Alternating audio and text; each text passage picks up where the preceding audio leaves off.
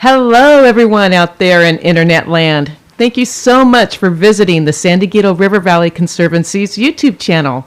We're here live today, May 25th, 4 o'clock p.m., with our Next to Nature initial lesson with Brook Sarson, who's going to be talking about rain and grain water harvesting. Thank you so much, Brook, for being here as part of our Next to Nature program. This is a program that we developed 3 years ago, and we've grown it from a seed to something that's just blossoming. And we appreciate your support in helping us make that happen. Brook, we're so excited that you decided to help us out with this program. We couldn't have done it without you. We're excited about the video, and we'd like to move forward with it. Great. Thanks, Trish. I'm Brook Sarson, and I am looking forward to answering any questions after this video about rainwater and graywater harvesting and how it helps our region's watersheds. With the Green Infrastructure Consortium, Condor Visual Media, and a generous donation from REI Outdoor Co-op, we've been able to put this together for you. So we hope you enjoy. Hi, I'm Brook Sarson, co-owner of Catching H2O, a design-build contractor that specializes in installation of rainwater and graywater harvesting systems. In 2008, I put my electrical engineering background aside and began learning about natural systems with a focus on water harvesting. I studied permaculture design and traveled throughout places that already practice rainwater and graywater harvesting, like Australia and in Arizona. I know that these decentralized systems are an important part of drought solutions in these regions where water can be scarce at times. After studying more about California's complex water story and joining the Integrated Regional Water Management Group, or IRWM, our regional advisory committee, I've become more familiar with why these solutions aren't widely practiced, encouraged, or incentivized in our region. I've made it my purpose to change that. I started by simply educating homeowners by inviting them to see working systems where thousands of gallons of rainwater were being stored rather than 55-gallon barrels, where shower and laundry gray water were being used, and where landscapes were lush and yet also water-wise because of these strategies. I've taught hundreds of hands-on classes throughout the years with thousands of students learning plumbing and landscape skills to successfully harvest water, to create spaces that are ecologically rich without drawing down imported water. I've been involved in co-crafting, collaborating, and implementing projects funded by state grant funding, including a project in the Choyas Creek watershed, where we installed systems at 50 homes in a small neighborhood area that included 420-gallon rainwater tanks, not 55-gallon barrels, laundry graywater systems, and lawn removal, replacing the landscape with fruit trees, natives, and other plantings that work with rainwater and graywater. Another project on San Diego's largest watershed, the San Luis Rey watershed, took my team and I from the ocean to the furthest reaches of the county, installing 20 graywater systems and hosting 2 rainwater and graywater workshops as a pilot project for a Fish and Wildlife grant. More recently, I've partnered with UCSD and the Public Health Alliance to study and report on how to enhance the use of decentralized water systems by using the lens of how available information and opportunities are to environmental justice communities. By enhancing the availability in these communities, we know that regulatory systems will support a more widespread adoption of these practices. We continue to install rainwater and graywater systems throughout the county in every watershed and have really experienced the beauty, complexity, and fragility of our region as climate change magnifies our region's reliance on water from faraway places. San Diego imports 80% of its water from snowmelt from the Sierras brought to us through hundreds of miles of aqueduct and pipeline and from the Colorado River at great ecological cost to the watersheds and communities of species who rely on the waters of those areas to be healthy. Meanwhile, we've paved over much of our natural landscape through urban San Diego, causing billions of gallons of rainwater to wash directly throughout our storm drains out to the ocean, polluted. Additionally, our local reservoir's ability to slow our rainwater down on its path to the ocean is limited. Most of us don't even realize what a tremendous resource we've lost after every rainfall. We can take personal responsibility to preserve and harness this precious resource and use it to benefit our communities and our local ecology. More harvested rainwater means less imported water. More harvested rainwater means we can create more resilient landscapes that will help create habitat, grow food, and cool our communities. Importantly, by creating ecologically rich landscapes, we can improve our soils, which is a top way to sequester carbon and offset the effects of climate change. It's important to know how much potential you have for harvesting rainwater and to be able to relate that to what your landscape needs are. A quick fix is not usually an ecological sound or sustainable fix. Here are 3 examples throughout the watershed of different solutions that can create different positive local and downstream impacts. First, at the uppermost portion of the San Diego River watershed, this home in Julian has diverted 80% of its roof line to a 5,000-gallon rainwater tank. Julian has a 28-inch per year average rainfall. That means this tank could fill over 4 times in an average year. This home relies on well water. At the base of this land is a pond that fills annually with water, which percolates into the groundwater basin and moves downstream to meet the San Diego River. These homeowners use gravity flow from their rainwater tank to irrigate their food, trees, and supply water to their animals. This offsets the need to pump water from the well. Since rainwater from the tank is used in the dry periods, this provides consistent water percolating through the watershed throughout the year. If all homeowners in the upper parts of our watersheds did this, the ponds would stay full longer into the dry season, offering habitat for wildlife and water supply for homeowners.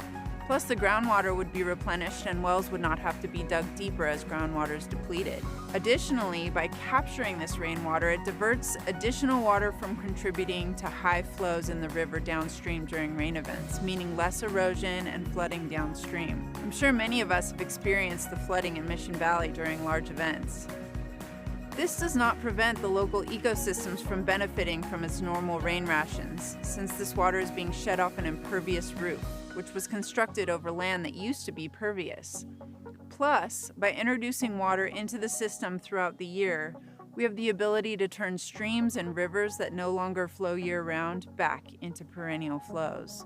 Next, we travel down to the town of Ramona and the San Dieguito watershed, which receives about 16 inches of rainfall on average each year. This 1-acre site experiences seasonal flooding from the local neighborhood, which consists of a trailer park and many homes with several outbuildings such as garages, work areas, and barns, not to mention the streets. This flooding is not just an issue for this homeowner, but also for all the municipalities downstream that have to deal with this enlarged flow.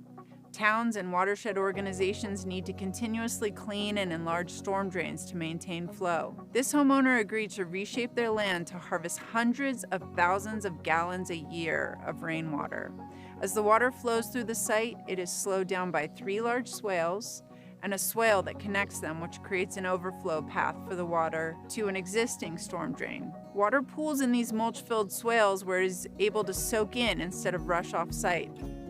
By seeding the landscape with wildflowers and other soil-building seeds and planting native and food-bearing trees, the soil has improved tenfold in less than a year, and the shade and wildlife habitat will continue to add benefits to this neighborhood. Finally, at the end of the Carlsbad watershed, close to the ocean in Carlsbad, we have 2 great examples of how homes can use rainwater and graywater strategies to eliminate storm drain pollution and flooding in their neighborhoods.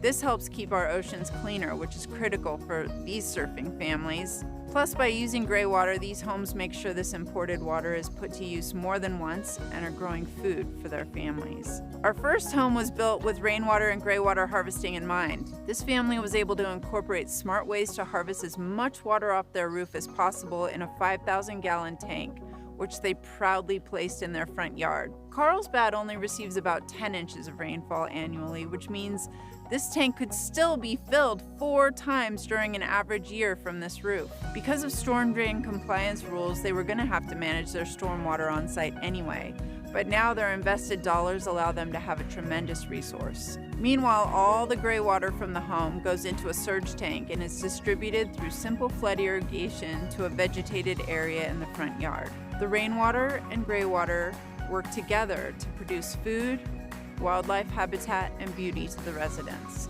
Meanwhile, at their neighbor's house a couple doors down, we didn't have the luxury of building water harvesting into the design since the house was already built.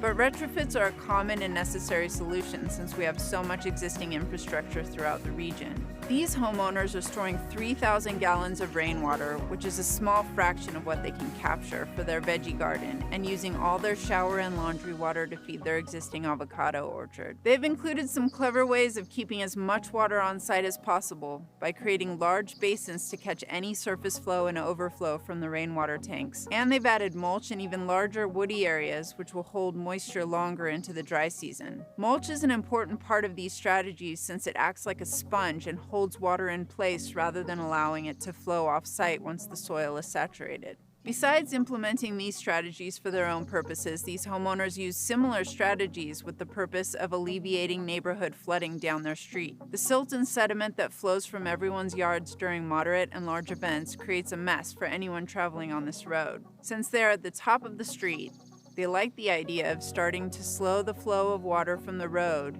using their property. So basins were created in the land adjacent to the street, and a path to slow and spread the water using rocks, mulch, and plants was crafted. Now this area is beautiful, and the neighbors have been so excited about the positive impacts of having less water flowing down the street in moderate and large events. In addition to relying on less imported or groundwater for their daily needs, homeowners around the county are slowing the flow of stormwater to the ocean during rain events and reducing the amount of water being sent off-site to water treatment facilities, while putting that gently used water to use to grow plants. Together, we're creating more abundance and understanding how to use our water resources more wisely. Throughout San Diego, we have diverse watersheds, settlements, and ecosystems. As our human populations continue to grow and spread, it is more important than ever that we take responsibility for our impacts on our environment. The first step is to understand what watershed you're in, where your water comes from, and where your wastewater and stormwater drain to. Once you begin to understand what your impact is, you can start to consider how to minimize your negative impact by reducing how much water you're using indoors and maximizing your beneficial impact by keeping rainwater on site during rain events and planting plants that work with the graywater and rainwater available at your site. San Diego is such a special place, and we want to ensure that it is a rich place for our children and generations to come.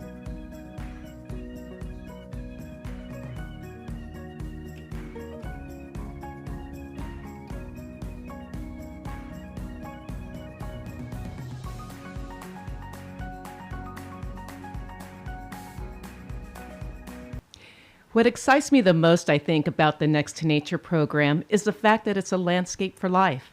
As you were talking, it showed what people can do. I mean, a lot of times people think, well, if I do this, I mean, what real impact does that have? But like you said, during the video, if one person does it and then the next person does it, soon that grows and the impact is enormous. I mean, from the headwaters to the middle of the watershed, and then all the way on the coast in Carlsbad, you gave us really good examples of what can happen. I mean, not only to assist in the fight against climate change, to reduce flooding. I mean, in the community, a flooding issue is, averted, and that builds community. And the artwork, I love the artwork. Mm-hmm. I mean, we can incorporate all of these things, and really it comes down to making sure that everyone's quality of life is improved. And we can't do that until we create a planet, and that surrounds us and make sure that it's healthy. Yes. The one great example of all of this is the project we did on the Choice Creek watershed, where we installed rainwater tanks and graywater systems for 50 homes, and it was quantifiable. That watershed was experiencing issues with storm drain pollution. They'd had, terrible water quality issues coming out of that that watershed. And so the project was aimed at keeping more stormwater on site and less stormwater flowing into the storm drains. And, over 50 homes, you can imagine the difference if you're keeping the water from all of those homes in a tight neighborhood on site. It was hundreds of thousands of gallons every time it rained, was kept on site. So that was just one small example. And we're seeing this kind of impact all over the county where we have whole neighborhoods, in North Park and Claremont and University City and Poway and Scripps Ranch where, just tons of neighbors are doing these things. And then the neighborhoods are so vibrant and beautiful. It's really inspiring. Well, with next to nature, all of the stormwater, ways that we can assist in diverting stormwater, capturing water, things that are regulated, right, anyway, by local jurisdictions. I mean, most recently, the County of San Diego adopted an ordinance where they'd like to see native plants being put in all of county projects. I mean, by following the guides of the Next to Nature program, and basically, we've pretty much done a lot of the work for them to look up with the amount of information that we've received. I'm getting so excited. I'm I can't even talk. But it is a landscape. It is a landscape for life. And our hope is that people will take the Next to Nature program that we've developed here in the San Dieguito River watershed and emulate it in other areas of San Diego. For instance, we are partnering with another group to do something just like this in their own neighborhood. It doesn't have to be in San Dieguito. Take this program, if anyone is interested, other conservancies out there, private landowners, local jurisdictions can take this program, take its principles and its mission and its information and emulate it throughout San Diego. Because some of the national programs, and the reason why we created this local program, Next to Nature, is because San Diego is so unique. Our weather, our climate is unique. We have several different ecoregions. We're an endangered species hotspot. So we have specific needs. And those needs don't necessarily match those on the East Coast where other programs may be generated. We have different species, we have different landforms. So that's the beauty of taking a program that's local, because you have more security in knowing that it's something that's going to work in your neighborhood. Well, even San Diego is so different than most parts of California. We're very distinct. We have so many different watersheds, and all the way from the ocean to the mountains to the desert. And it's, so it is hard to kind of say that there's a one size fits all kind of program that you can bring in from somewhere outside. So I really love this program, and I'm excited, for it to be a model for us to follow. I think sometimes, I have a lot of clients who maybe are building a new house, or there's, some kind of remodel or new development, and they need to have some kind of landscape plan that follows, the codes. And oftentimes it's really hard for landscape designers and engineers to kind of make something that's ecologically sound out of those codes. And so I think this is a really good blueprint, and I really appreciate that it's out there. Oh, absolutely. I just think that the more people that hear about the Next to Nature program, the more we can get the word out there, the better it will be for our environment and for our community altogether. Mm-hmm. Great. Does anyone have any questions out there in internet land? This is our first live webinar that we've done, and I appreciate people participating. I don't see any questions. I think they must be really, really smart. But, I was thinking, as we're going through the video, we're talking about Carlsbad and hardly any rainfall at all, yet huge impact. So water and dry weather flows can create enough ability to have a successful project, to see it in action, even if there's not a lot of rainfall per se. Yeah, I think there's some misconceptions about, rainfall and what it means. Saying we don't get a lot of rainfall in San Diego is not really a quantifiable thing. So we can say how much rainfall we get on average. We get about 10 inches in coastal San Diego on average. And just knowing that a small 1,000 square foot roof would be generating 600 gallons in a single inch of rain. So that's 6,000 gallons a year of water. If you have a native habitat or even, a slightly more thirsty, garden, and you're putting all of that water into your soil, that's a lot less irrigation you're going to need. But you can grow things. You don't have to have what's called a xeriscape, a couple succulents and DG. You can have lots of plants that are inviting pollinators and birds year round. But the trick is getting this water into the ground on site, whereas most, residences have downspouts that are aimed at the driveway and all the water's running out there. So once you start to know what those numbers are and equate it to your landscape, then you can apply it in a way where you can, start to understand what you can create. Right. When we were looking at the Ramona project and you showed the before photos of, how brown it was and kind of boring, just saying. But when you put in this project and helped them design this project, it was beautiful and green and served a purpose. And that is kind of a vision that I have when I look at the Next to Nature program. We have all of these public open spaces from Vulcan Mountain, including Cuyamaca State Park, Cleveland National Forest, the County of San Diego preserves, lands that surround the reservoirs, lands that are owned by the San Dieguito River Park Joint Powers Authority, and other local jurisdictions, and the Conservancy. But how are they connected? Mm-hmm.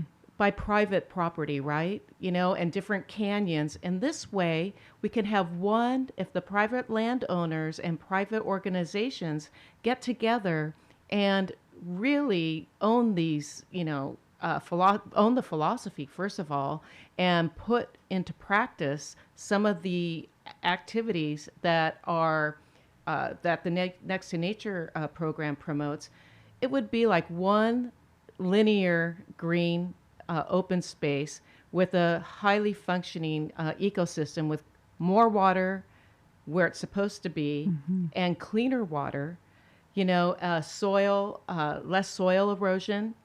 We'll have we'll have a carbon, more greenery, capturing more carbon, and just for all around health of our community, for the wildlife as well. And that is the vision that I see, is when you take a satellite photo of San Diego County, besides the desert the way it's supposed to be and its different oases, you have a green county and everything that means. Yeah, one thing that's really interesting is we have hardscaped so much of our urban environment that, would normally be receiving all that water, and things would be growing and water would be percolating in. And so what we've done is create a drain so we can revitalize our neighborhoods, after we've done this destruction, and make sure that the water is slowing down. The site in Ramona was great because, that family didn't use that back area at all. It's a huge area. They didn't use it. It was just, weedy, but they were also having this problem of flooding, which was caused by all the paving upstream, and it was impacting them. But you imagine that happening on a larger level all across the county, just tons of water moving into places where, it's out of control. And so I actually worked with another group called Perennial Wisdom, and they, worked on those swales and started to capture the water. And it was just amazing at what these techniques did as far as like moving the water through the system, growing greenery. And now that family has an area where they're proud to play back there, bring friends, have events. experience the area, the wildlife, the nature. And yes, that can be magnified all over the county. Oh my gosh, that's wonderful. Well, we are getting the juices flowing here because David is saying, what is the wait list time to get a property evaluated for gray water and rainwater harvesting? I am moving and have to start all over again. We have a consultation request form on our website, and you can just fill that out, and we'll get back to you pretty quickly. And we will also post that on the YouTube when it is posted, finalized on the link underneath, so that you'll be able to just click on that link, David, and get your consultation going. We have another comment here. Do you foresee a future where there is a tax credit offered to homeowners that capture and use rainwater on site, similar to the solar tax credit? This is a great and politically charged question. Right now, we do have a couple rebates offered in San Diego. Metropolitan Water District offers a rebate for $250 to $350 for a cistern. But, right now, unfortunately, water is so cheap that, there's not really any incentive,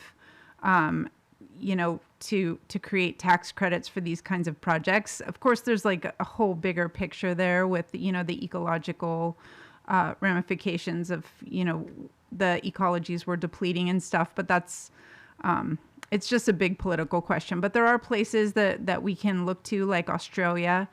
They offer, require rainwater catchment and then offer thousands of dollars of rebates and tax incentives and all of that. But I don't see that happening here anytime soon as far as the tax incentives. As that question kind of got me thinking, if someone has a lot and they're planning to build a home, let's say, they really need to start with the orientation and the design of the home, right? The direction that the roofs are pitched, how much shade that it is providing, and then look at the landscape and make that a holistic design. In other words, I know my husband was a landscape contractor for 30 years. I always said to him, hey, why couldn't you have been a framer, Because the framers are in there, everyone's all excited, the frame gets up, and the landscapers are the last to go in, right? And then they want something that's too close to the house, or there's too much shade here, so they can't have this plant. It really needs to be a holistic design, the home and the landscape together, not separate. Absolutely. And one thing we're finding, for example, on home builds is, when people have, they have to meet stormwater requirements on site. And, historically, we've seen things where they dig giant, civil engineers put in giant pits full of gravel to capture all that water, but it doesn't do anything for anybody. And so we're trying to encourage, a shift in that reality where you could actually catch all of that water in a cistern or move it through the landscape in more shallow basins and swales so that you can plant an abundant landscape with the on-site water.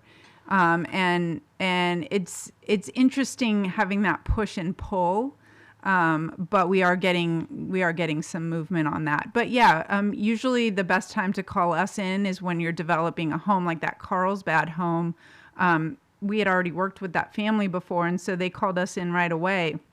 We were able to get all the pipes in the right places in the house so all the gray water could drain separately to a surge tank, which once that house went together, that would have been impossible to get to, and make sure the roof lines were in certain ways so that we could harvest the most rainwater from, the least amount of spaces. And then the landscape was planned all around the existing rainwater and graywater budget. So they really did it right. And, doing it at that stage, it saves you a lot of money in a lot of different ways, but then it gives you an overall more resilient project. Exactly. Resilience. That is the key word this year and into the future. That's what resilient means, right? Yep. Exactly. Do you have any mass projects or any residential projects? We have a question here from Ryan. He says, do you have any other mass scale residential projects in the works? Right now, there's nothing else coming up in San Diego. I mean, we have had some interest from City of San Diego. You know, they were aware of the groundwork home makeover project that was able to be done because we got grant funding from the state. So aside from that, we are always looking for sites to do workshops at, and we do tours. We've done bike tours with Coast Keeper where we tour 6 homes in South Park or something. So I'm looking at planning a bike tour in University City in Claremont in the fall. So then you can see, you know, kind of, there are quite a few homes in a very tight area that are like this, but you know, we would always love to partner with anybody that would be looking at neighborhood scale projects. Fantastic. We have to get the word out maybe to some of the planning groups, the community planning groups or planning, like Carmel Valley Planning Group, you know, that type of neighborhood scale planning, and see, because there's a lot of residential development, so a lot of homeowners associations. I mean, I think a lot of homeowners associations could benefit from looking at some of these guidelines and some of these ideas, including, you know, replanting with native plants, taking out some non-native plants that don't necessarily fit in with the landscape for life. We have a question here from Jorge, I believe.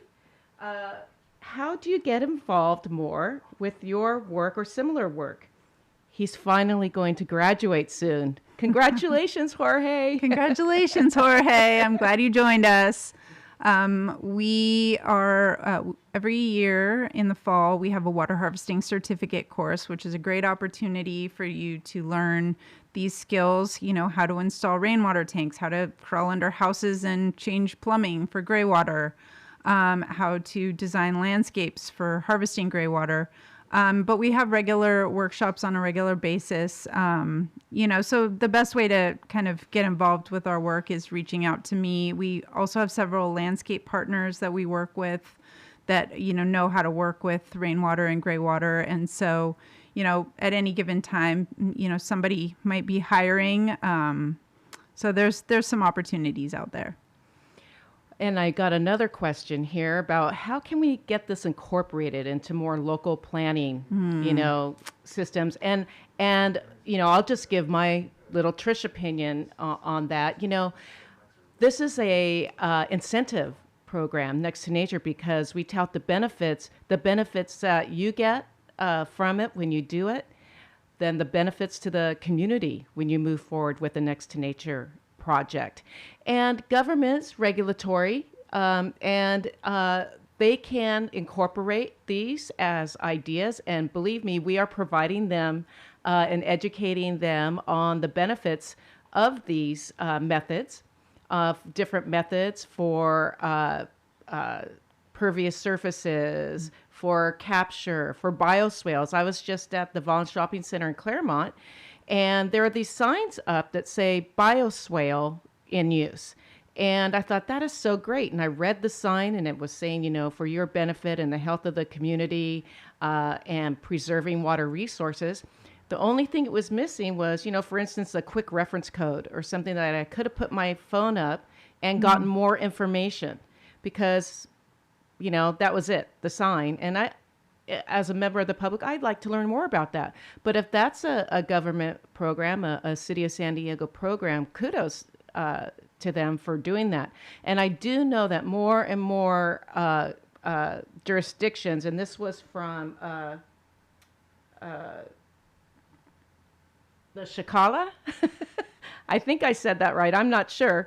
But I do know that they are moving forward, you know, as part of their different revisions of ordinances to incorporate a lot of these best management practices in their ordinances and in their planning documents as they move forward with revising their community plans. Yeah, it's hard to keep up with all the community plans. There's also, you know, climate change plans, which Right. don't incorporate water enough, really.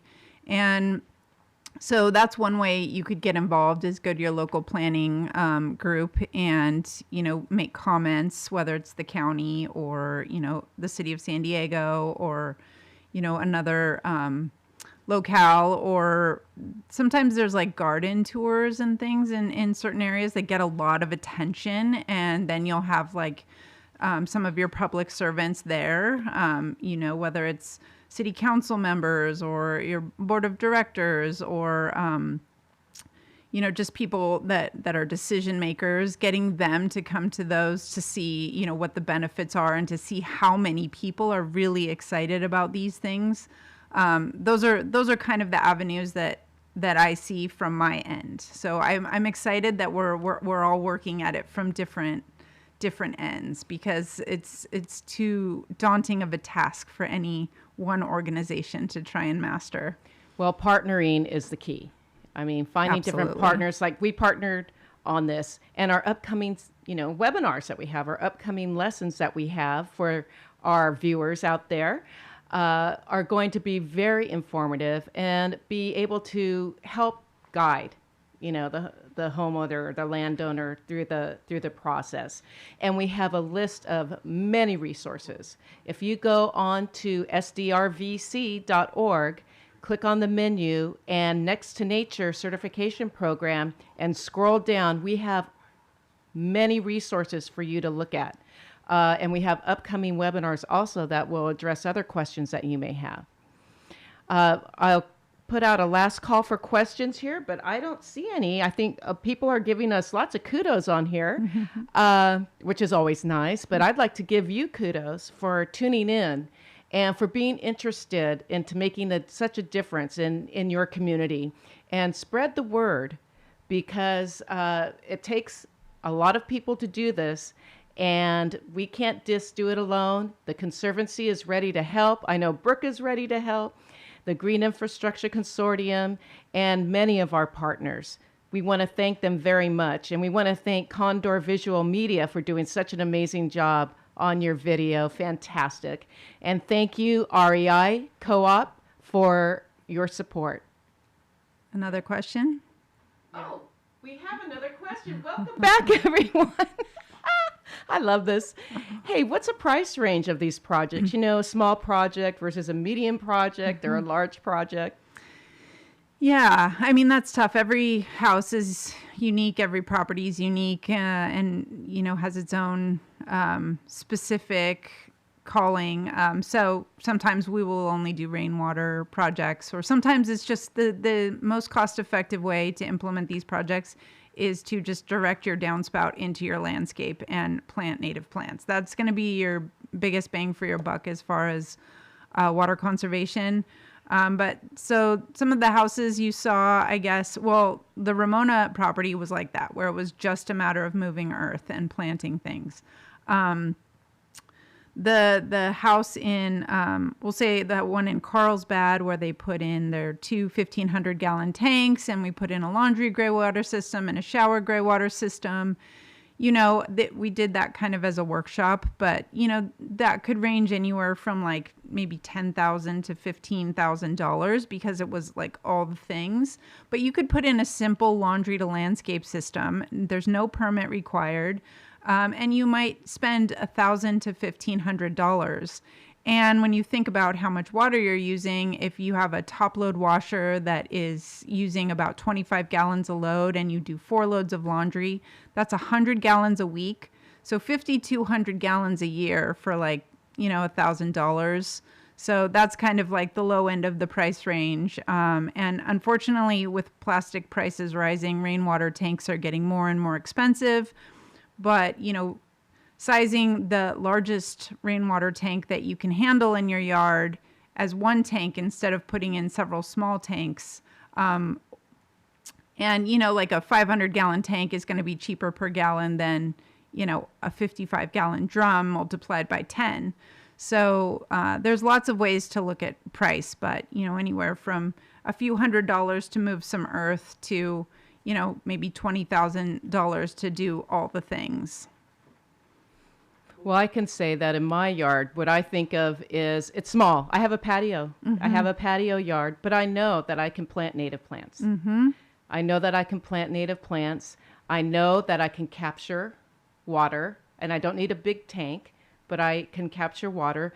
So, one size doesn't fit all. One size fits you. It's true. And I would just say I brought, just so people could see, a couple of the resources that I like to invite people to use. This is Rainwater Harvesting for Drylands and Beyond by Brad Lancaster. This is a great book if you want to learn more about harvesting rainwater in the ground.